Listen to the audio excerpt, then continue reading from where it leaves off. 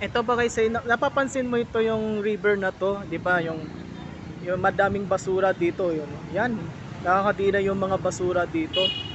Para siyang ano eh, yung naapektuhan yung mga ulan. Ito yung makikita, napansin ko yung puro yan no, 13, 14, 15, 16 hanggang umabot dun sa mga red alert na 20 na metro ng tubig. Kapag tumutuloy-tuloy po yung bagyo o ulan, ay kita mo dyan yung, yan may yung bangka, ay kita mo yung bangka dyan, pwede dyan sumakay dyan, dyan sa ano, kung gusto nyo sumakay yung bangka, ito, napapansin yung bangka dito. Tapos yung kabila doon yung puro bridge, napapansin ko puro bridge.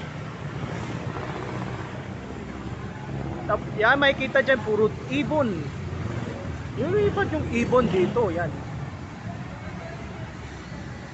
Ito yung tapusin natin.